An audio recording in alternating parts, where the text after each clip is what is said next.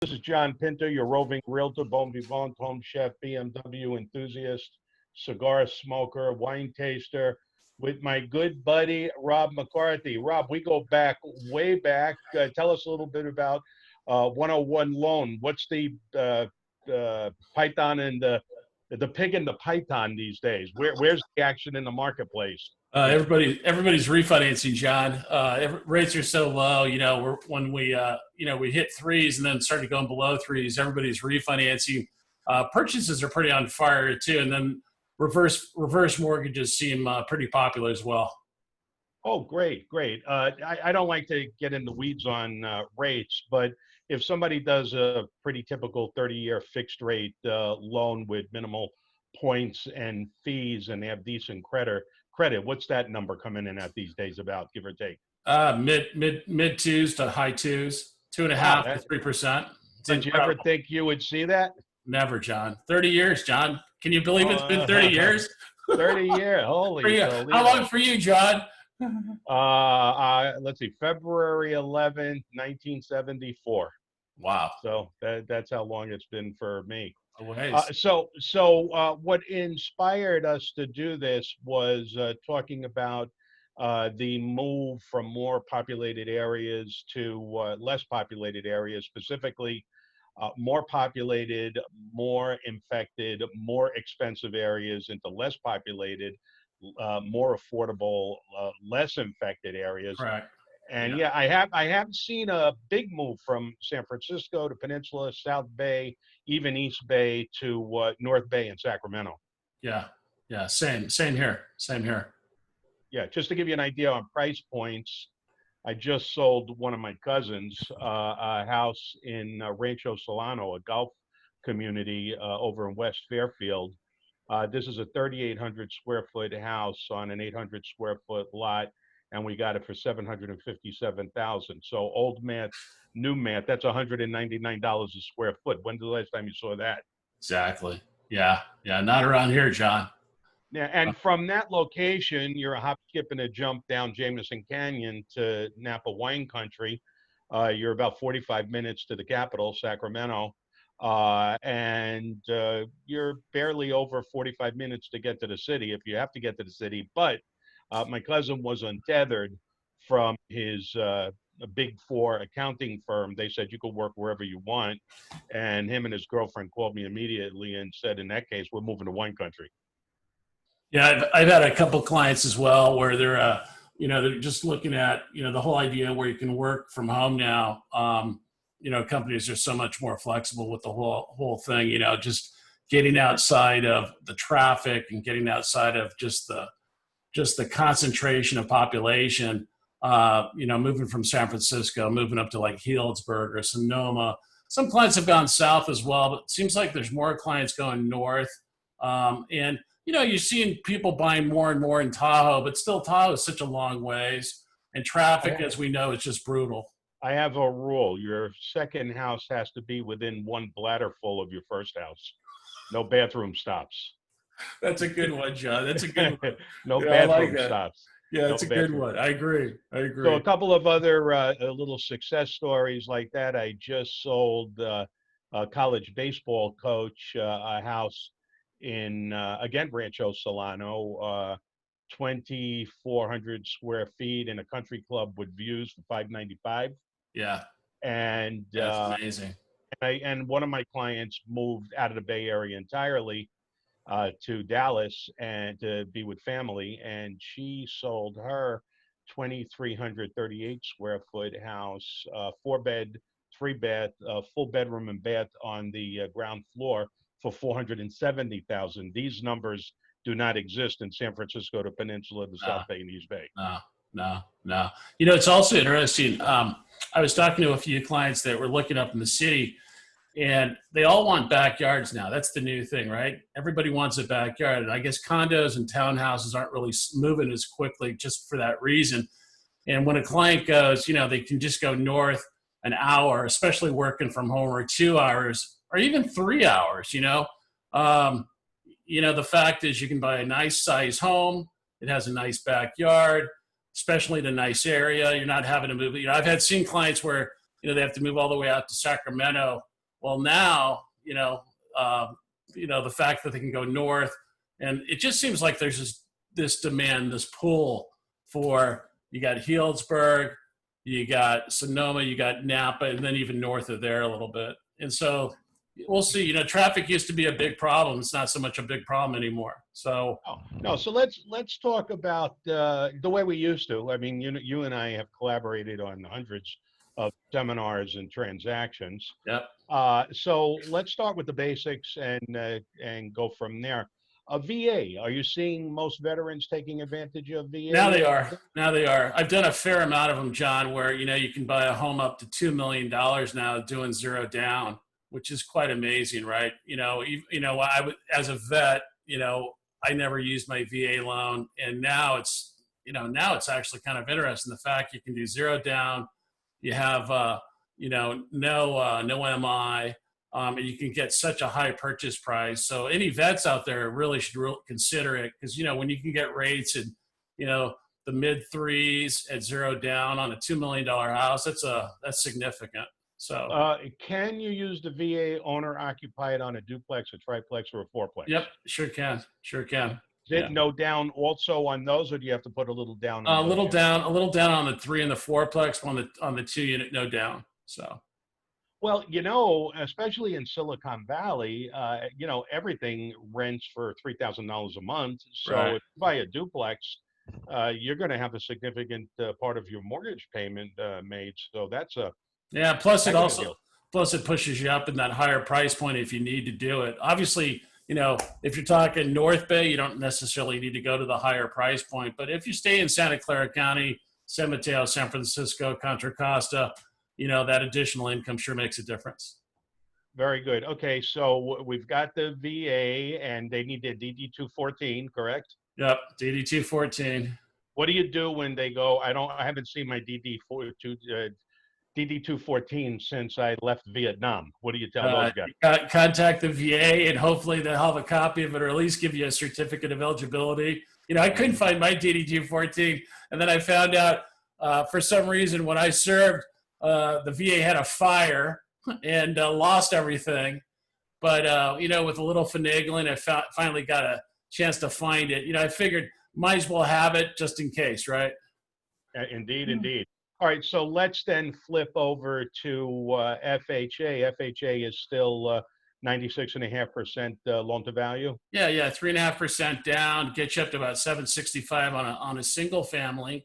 And then the 4 units, 2, 3, and 4 unit, you're talking like $1.3 million in loan amount on a 4 unit. That's a pretty significant loan amount for 3.5% down.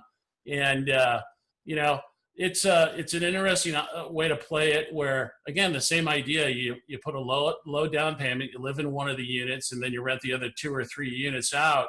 And it's a good way to get into investment income. It's a good way to, do a tax deferred down the road if you have to sell the property. But the whole idea, the basic concept, having someone else pay your mortgage is a big deal.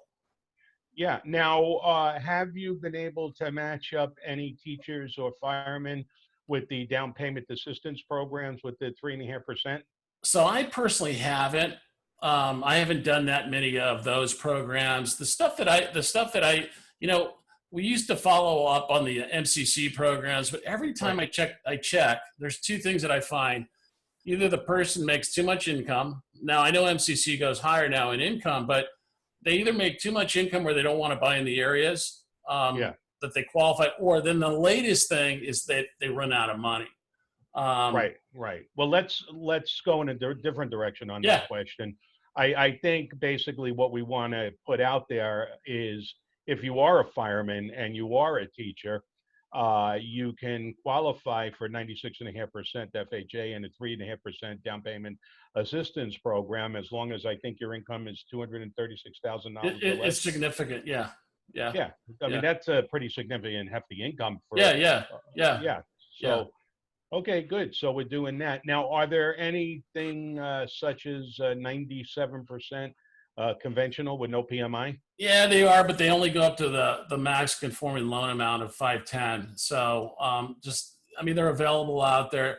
The stuff that I was doing a ton of that stopped about Oh, probably about a month ago is the first and seconds, the 80-10-10s. And it's interesting. One of our banks came back and now they'll do the, not an 80-10-10, but like a 15% down versus a 10% down, which is kind of nice. But the 80-10-10 was a really popular program because it got you to that much higher price point, up to $1.9 million in purchase price at 10% down. With no PMI. Yeah, with no MI. I would hope, as banks get more comfortable with the market, seeing that there's no, everybody's waiting for a correction in the Bay Area, but with inventory being so low and interest rates being so low, people are still buying like crazy. And so I would think that the banks would bring back the 80-10-10 because it was definitely a popular program. So yes, well, before we abandon the 97% with no PMI, remember this video will go out nationwide. It'll even go outside nationwide. Yeah. And it will also be in low cost areas like Napa, Solano, Sacramento. So I think it works. Important. Yeah. It's a good program, right? Yeah, it's a great program. I've had a lot of clients that have, the Bay Area is too expensive, so they're thinking Sacramento. So I've had a number of clients get pre-approved and go into contract on properties, 4 range, 5 range, doing low down payments, 5% down. And it's interesting. It's just what you say, the fact that you can go buy a home for, $450,000 to $500,000. It's a, 1,900 square foot house, relatively newer than even here, for that price point, because, try to buy that same property in, Oakland or San Francisco or, San Bruno, you're not even going to get close in price point. So. Right. Yeah, definitely people are going to less expensive areas. Yeah. Again, the whole idea that you can work from home, it's really opened their eyes. Never did we think that, COVID's been horrible for so many people, but it sure opened our eyes the way we can actually do business now. The fact, yeah. And you've been doing this a long time. I know you travel a lot. You go back and forth in different areas, but you've been online video wise for a long time. And now they're finally catching up to John Pinto. There's a lot of truth to that. Me and my wife, Ellen, have been wireless, paperless, mobile, virtual for 2 decades. And because I wanted to reconnect with my Italian roots, but they tethered to Silicon Valley work, but live wine country lifestyle.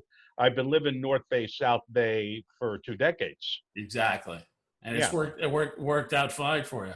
Yeah. So let's talk a little bit about what you mentioned about the banks waiting for a correction. My opinion is, number one, we are blessed that, I feel terrible for my friends that are chefs, restaurateurs, bartenders, waiters. But in Silicon Valley, there's still a lot of businesses that are doing extremely well. So we have a lot of buoyancy there in the marketplace. Number two, if you're teleworking, you got 2 income owners teleworking, and you got 2 kids that you're homeschooling, and you're sheltering in place, all of a sudden you have this epiphany. It's time for me to upgrade my shelter in place, especially if I'm renting a 2-bedroom, 2-bath apartment in Mountain View for $5,000 a month. Exactly. So I think especially the more affordable outlying areas in the Bay Area have a tremendous amount of buoyancy, and I think that market is going to run for a while. Yeah, I think so too. Yeah. What about the high end? The stock market has been good, but it's been a little up and down, and who knows what it's going to do in the next 3 months. What are you observing in the upper end in Silicon Valley, once you get $1.5 million and up? So I've been finding anything up between like $1 million to about $1.5 million to about $3 million. It seems like there's a fair amount of properties coming on the market. Are they moving as fast as the prices at, at $1.5 million? No. But I've had a number of clients that have sold property. They look at it. They look at the market going, gosh, the real estate's up. We all thought real estate might come down because of COVID. Real estate prices are up. Inventory is still low. It's probably a pretty good time to either buy, dump some of these properties. A lot of them too. Like I have a client right now, have a property in Saratoga they're going to sell. It's been a rental. It's been a great rental, kind of catered towards the Apple employee.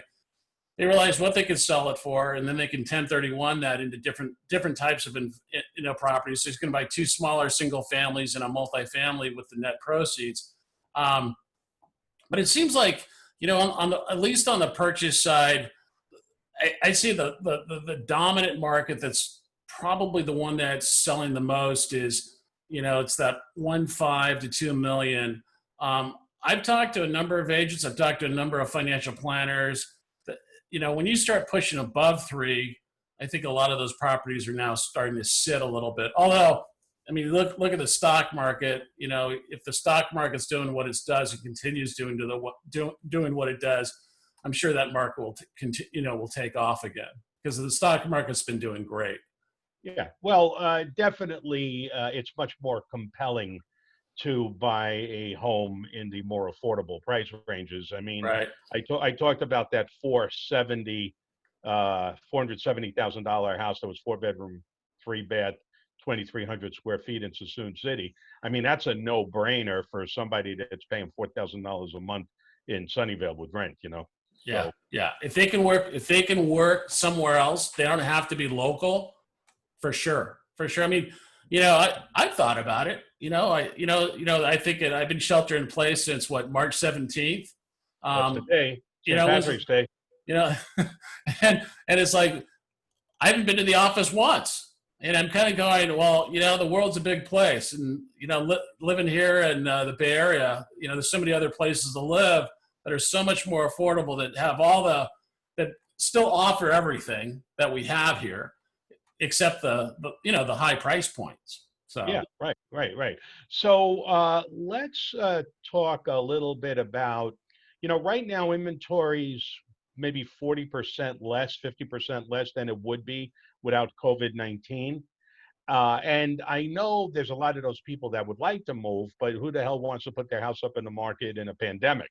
Right. So, however, enlighten us, Rob. If somebody said, I'm ready to sell my Saratoga, Los Gatos, Willow Glen, Almaden Valley house, move to wine country or Sacramento or someplace less expensive, and they wanted to acquire the first property, the one that they were going to move into it, and then sell their house vacant under COVID-19, how would you structure the financing on that series of transactions?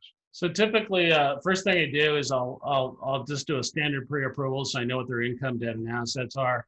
And there's a couple different ways I'll do it. A lot of times agents will say, well, just do a bridge loan, and a bridge loan basically allows a lender to loan on both properties at the same time, gives them the cash to buy the new property. And then once they sell the property, they pay off the bridge loan, they pay down their loan. That's one way to do it, but it's awfully expensive. Most of the lenders that are doing that stuff, it's considered hard money. It's, several points. Let me pause you for a moment. Yeah. It's only expensive if you wind up extended on the financing for Correct. more than a couple of months, right? Correct. Well, it's not so much the rate. The rates are higher, definitely higher, but it's the point structures that tend to be high. And what are we talking about in terms of points? Oh gosh, these banks will charge at least 2 points on it. So it's 2 points on the combined loan amount. So it can be expensive. It could be a $40,000-$50,000 hit in closing costs, whether we go through a traditional bank or we go through an investor. I always think of it as the last alternative if that's something they want to do. But the stuff I usually do is a lot of times I'll do like a cash out refinance before. I'll do a line of credit on their current home, and then I'll qualify them based on their income and debt. Basically, I'll take the new purchase plus their current home, and maybe what we'll do is do a lower down payment program.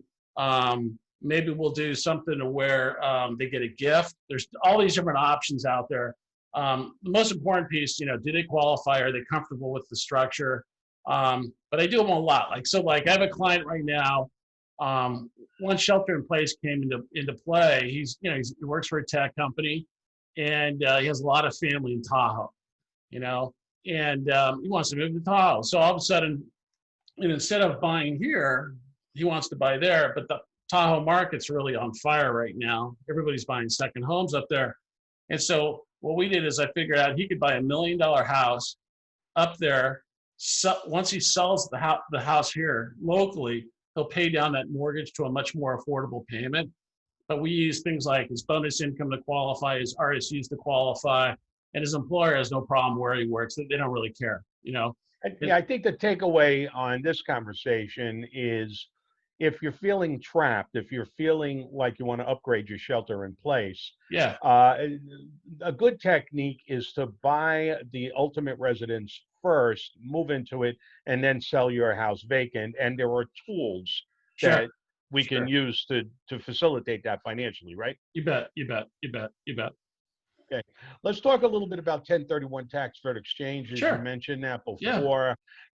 I did a Zoom video a couple of weeks ago with Tim Beaubien, our governmental affairs director at Mm. the Santa Clara County Association of Realtors, talking about eviction moratoriums, potential budget shortfalls in cities and counties, uh, landlords having difficulty making their mortgage payments, mediation and arbitration rather than litigation, and that whole thing. So, are you seeing much in the way of 1031 tax deferred exchanges where landlords may be looking to extricate themselves from properties that might have some problematic tenants and into more easily rentable, easier to manage properties that they might land bank for future owner occupancy? Are you seeing any of that? I'm starting to see that a fair amount also in San Jose because there's been a lot of those changes. San Francisco's always had that challenge, but just more and more you're starting to see investors diversify. I've had investors put money into a TIC. It qualifies for a 1031. I've seen clients go from that historically speaking, they're looking at houses that go into multi-family, all sorts of different, it just has to be like kind, right? And so I always tell clients, be wary of moving to areas that, or buying in areas that you're not familiar with per se, and that they're attracted to the price point, not so much, is there really good income? Is there Right. infrastructure to support it? Yeah, like Houston. Yeah. Parts of Arizona, Yeah. Vegas. Vegas is a funny thing, right? Where there's an abundance of land, I always get a little nervous. If you're along the strip, it's one thing, but if you go out to some of these outskirts, people get attracted to the price, and they think everywhere else is like California, and it's not. Or not like at California, like the Bay Area. And it's Well, not. you don't have that market demand for the rentals. All Yeah. right, so let's shift gears one more time. Yeah. Are you seeing much in the way of accessory dwelling units, financing them, constructing them, junior accessory dwelling units? Is that coming across your radar? Yeah, ADUs. They're constantly coming across. 9 out of 10 times, if somebody's asking me for a construction loan, they're going. They want to build an ADU in the backyard. Some of them will use it for income. Some of them will actually use it as a spare office. Some of them will. They want an ADU to have. They want to get away from the family and Man cave. they want something that's, yeah. Either the wife or the husband wants a place to go where the kids and the spouse is not, and so Yeah. and they're popular. Where you can build these ADUs. 150, 200, 250, depending on obviously the size and what you're putting in. But the cities are very pro ADU. Lenders are pro ADU, and a lot of times these are funded with either a cash out or a line of credit. Sometimes we'll do construction financing if a client wants to do more than that, if they want to remodel the kitchen or something like that as well. But they're definitely popular, that's for sure. And they're, I've even thought about it myself because they're actually pretty nice spaces, nice modern spaces. It's amazing how much you can pack in to 250 square feet. The fact that it has a kitchen, a bathroom, and a bedroom all in that small space. That's right. Man cave or she shed. Yep. Absolutely. So, so I've kind of peppered you with questions. Did you have any questions you wanted to ask me today, Rob? Yeah. So John, you've been up in Napa for a number of years. What have you seen what do you think that, when you think of Napa, Sonoma, what do you think what's driving people to come up to that area, in your opinion? Well, number one, it's ag preserve. Number two, it's hospitality and fine living driven. I love Silicon Valley, but Silicon Valley is a place that is work driven. It's not La Dolce Vita driven. Also, it's still Bay Area, even though Napa, Sonoma, Solano County, Lake County, Mendocino County are, peripheral Bay Area. Napa and Sonoma are really Bay Area. Uh, you could still be in the Bay Area and you're in a different world. Right. And the price point is good. And then if you decide that you want to go up to like Mendocino, then the price point gets really attractive. Right. Right. Yeah. So Yeah. I think that's what's driving it. Plus there's a lot of baby boomers out there. What are they? 80 million baby boomers. And they certainly know that they're not going to live forever, so they want to be in a La Dolce Vita environment. Certainly, all the millennials and people a little older, a little younger, living in San Francisco, are looking to get out of those apartments, and they are drawn to the North Bay. Silicon Valley, because it's a wealthy area, and oh, by the way, we're now quote unquote a shithole country. We're not permitted in Canada, or we're not permitted in Europe. So you can't fly, you can't go to Paris, you can't go to Rome, you can't go to Montreal, you can't go to Victoria. So if you live in the Bay Area, where are you going to go on vacation? You're going to go to Napa, or you might as well do vacation every day and just move to Napa. Exactly. So there's a lot of things that are driving people up to the North Bay. Yeah, I noticed that too. Are you still involved in that cooking program, where that you were you were involved in like a cooking show for a while years ago? One of my hangouts is the Culinary Institute That's it. of That's it. America, and at Copia, and my cooking show has been in my kitchen. Okay. Because I have been sheltering in place. Thank God for the farmers market. Okay. I go there every Tuesday, every Saturday, stock up. And if I feel lazy that week, there's a lot of good prepared food from all the chefs in the farmers market. Yes, I am very much cooking, but it's mostly in the Porto Pinto kitchen. Got it. Yeah. The thing that I think when I think of Napa, I just think of a slower pace. I think of happier people.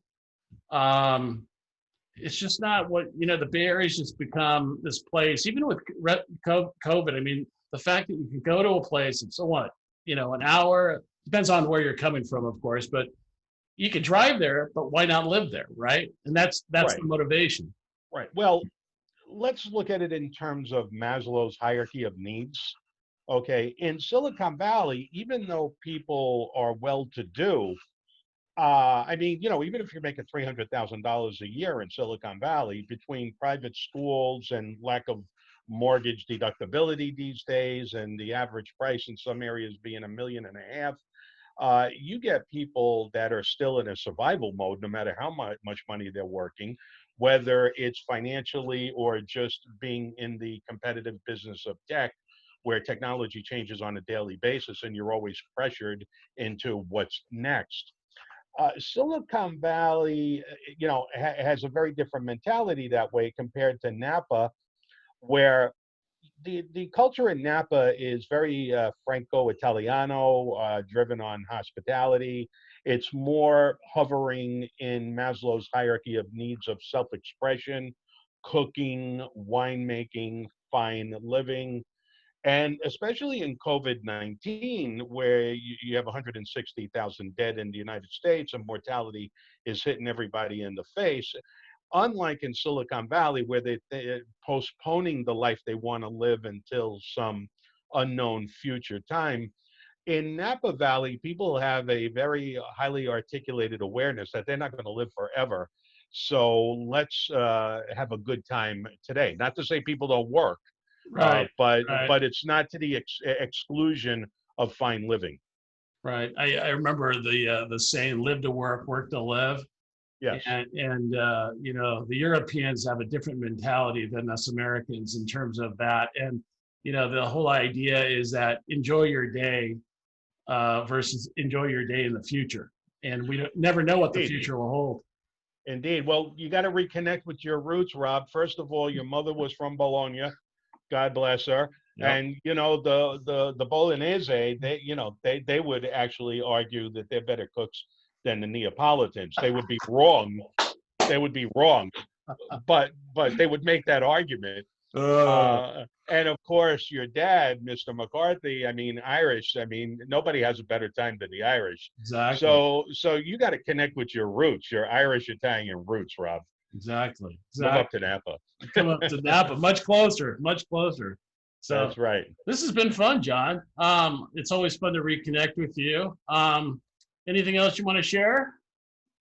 You know, I've been very video centric lately. I've got about 250 videos on my YouTube channel right now. I do a lot of time lapse cooking. That's easy. You know, when you're cooking, when you got flames and sharp knives and everything, if you need to do narrative too, you can wind up blowing yourself up. Time lapse, I can do a good text explanation of what I'm cooking. And in 35 seconds, everybody can see me do all my prep and my cooking. So Nice. I do a lot of that. I'm starting to do some doodly animation videos on that are kind of like the classes we used to teach, except they're animated videos. Nice. Yeah. Do you have some examples of that on your YouTube? I do. I'll send you my YouTube link. It's in my footer. Cool. And now that you and I figured out our technology, I mean, I'm real happy. I just bought my Logitech webcam, which keeps the halo off my head with my green screen behind me and my virtual background. And I'm using my headset, which keeps my audio good without too much echoing. So this is the first Zoom video that I feel like I got all my technology down. Nice. So we should do this once a week. We'll do this more often, John. Yeah, well, we could focus maybe on one subject and, you know, do a 20-minute one every now and then. So, Rob, how do people get a hold of you? Easiest way is just go to my website at 101loan.com. Has all my contact information there. And how about for you, John? Well, you know, I love text 408-829-4141. It seems like I get such a tsunami of social networking messages and posts and updates and emails. The text is the one thing that I can actually notice. You know, oh, somebody texted me. So 408-829-4141. Great. And you'll find me on Facebook. I'm the only John V. Pinto on Facebook. And you'll see my wild, vicious political post on there if you can handle them, and my cooking videos. Yeah, good cooking. People always never turn down a meal from John Pinto. Yeah, people chastise me all the time for being political on social networking, and I tell them, I go, hey, my brand is people know what's on my mind. Exactly. It's always been that way. Always been. All right, John.